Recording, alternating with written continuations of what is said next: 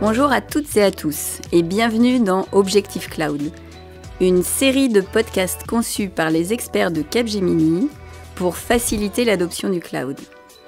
Je suis Annabelle Dusselier, directrice Marketing France et j'ai le plaisir d'accueillir aujourd'hui Thomas Sarrazin et nous allons parler FinOps. Bonjour Thomas et bienvenue. Aujourd'hui donc nous allons parler FinOps. Est-ce que tu peux nous en dire un petit peu plus déjà sur toi et ton parcours ? Bonjour Annabelle. Écoute, je suis Chief Architect au sein du Centre d'Excellence Cloud France et aujourd'hui je porte l'offre FinOps. Alors FinOps, c'est un joli mot, mais ça veut dire quoi ? Alors, avant de donner une définition, il faut constater qu'avec tous les projets de cloud, il s'avère qu'il y a des attentes qui ne sont pas au rendez-vous, en particulier sur la réduction des coûts. De là est née une pratique nommée FinOps, qui consiste à optimiser les coûts de consommation des environnements cloud, tout en garantissant la valeur ajoutée que peut apporter le cloud vis-à-vis du business. Cela inclut les aspects organisationnels, les technologies cloud, l'outillage FinOps, ainsi que les processus. Alors, si j'ai bien compris, le FinOps, c'est optimiser les coûts de consommation, optimiser l'utilisation du cloud. C'est un petit peu, on parlait de dev et d'ops. Là, c'est le lien entre la finance et les opérations dans un contexte cloud. Est-ce que c'est la même démarche qui s'applique à toutes les entreprises ? Alors, la démarche FinOps suit une méthodologie qui est structurée en 3 parties. La première, c'est mesurer. On mesure les coûts. Qui consomme, quoi et comment. Excuse-moi, les entreprises, elles ne savent pas aujourd'hui ce qu'elles consomment ? Plus ou moins.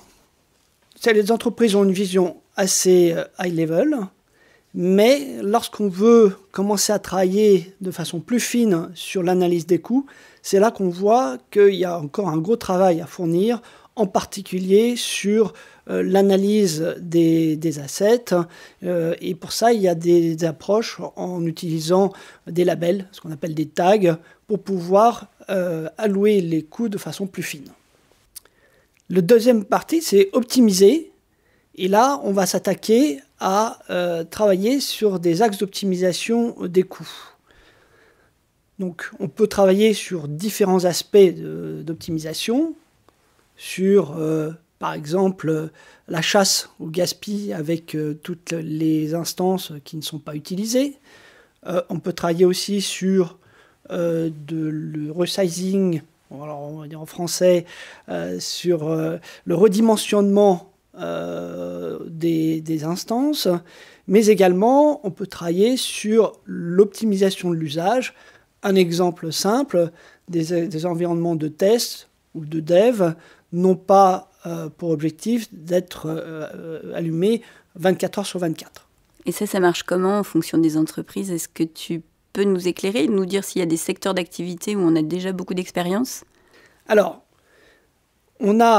toutes les entreprises prennent conscience de ce sujet FinOps. Aujourd'hui, on voit sur le marché beaucoup le secteur de la finance, le secteur du retail sont lancés dans des projets FinOps, mais on voit maintenant certaines entreprises dans le secteur de l'automobile, du manufacturing, être aussi appréhender ces démarches FinOps de façon très industrielle. Pour revenir à ta question initiale, une fois qu'on a décrit cette démarche assez standard du FinOps, son application auprès des entreprises peut être différente suivant le contexte. Et en fait, chacun des entreprises peut avoir une stratégie vis-à-vis du cloud qui est un petit peu différente. Certaines entreprises ont déjà des projets cloud de grande ampleur, d'autres en sont qu'aux prémices. Deuxième chose, la maturité par rapport à l'usage de ces environnements. Quand je parle de maturité, c'est la prise de conscience de comment on utilise le cloud. Et ça peut être aussi un facteur qui doit nous permettre d'adapter une démarche FinOps.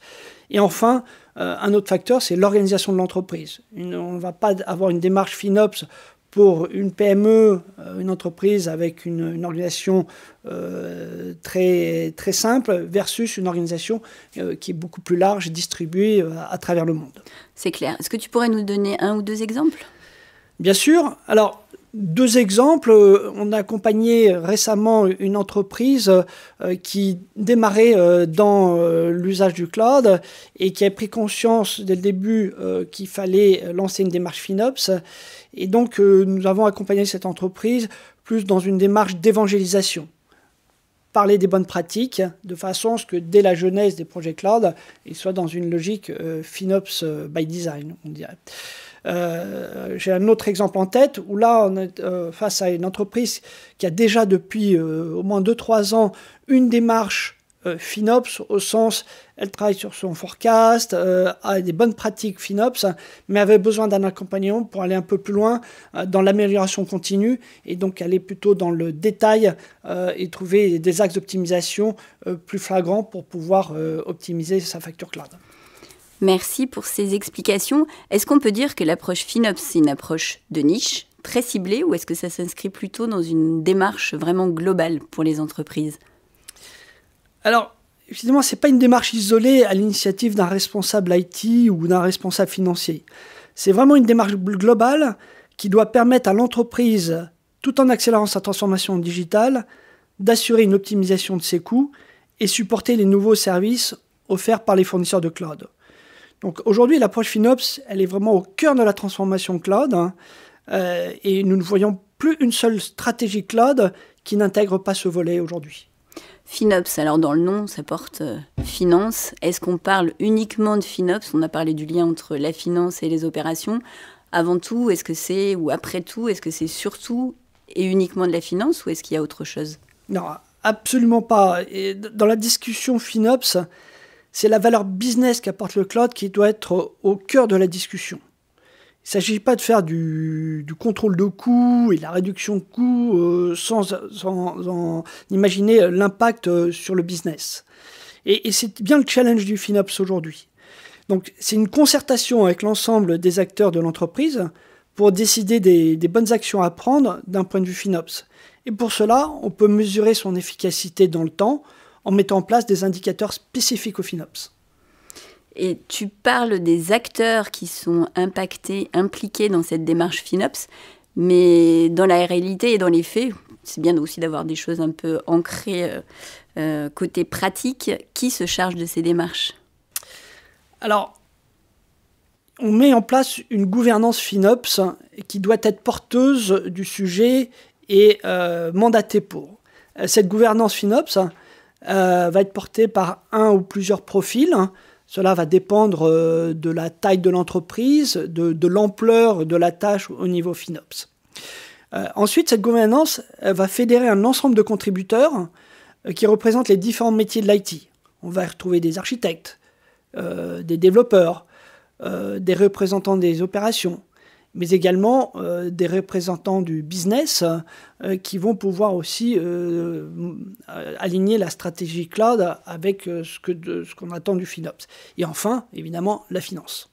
Et alors, tout ce monde doit travailler conjointement et progressivement se responsabiliser tout à chacun. C'est une des bonnes pratiques du FinOps que chacun des acteurs du cloud se sente responsable.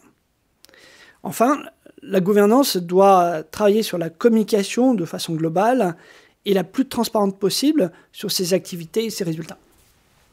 Merci, tu as parlé de responsabilité. On parle, je vais changer un petit peu de sujet, on parle beaucoup de responsabilité aujourd'hui à travers la transition énergétique, à travers notre empreinte carbone.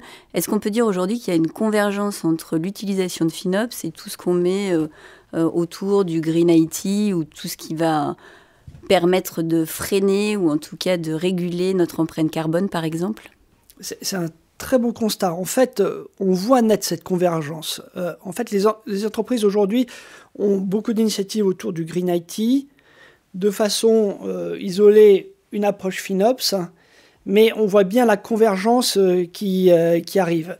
Le FinOps, dans sa fonction d'optimiser la consommation, a un impact fort sur la consommation énergétique des environnements cloud. Je vous donne 2 exemples.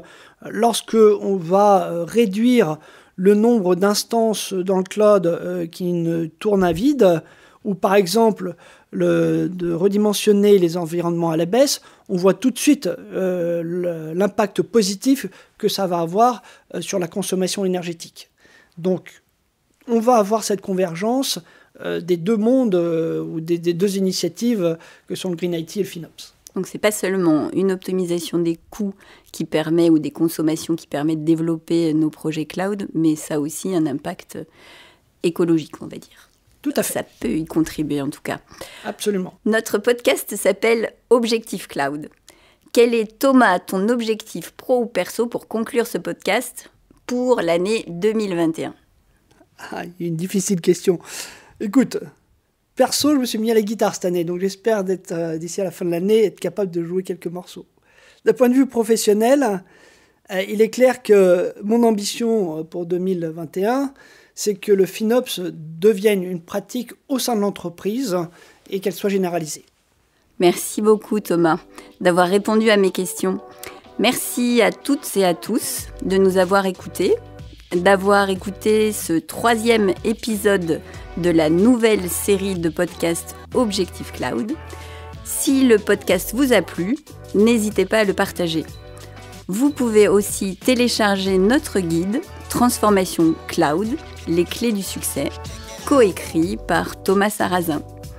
On se retrouve bientôt pour un nouvel épisode d'Objectif Cloud.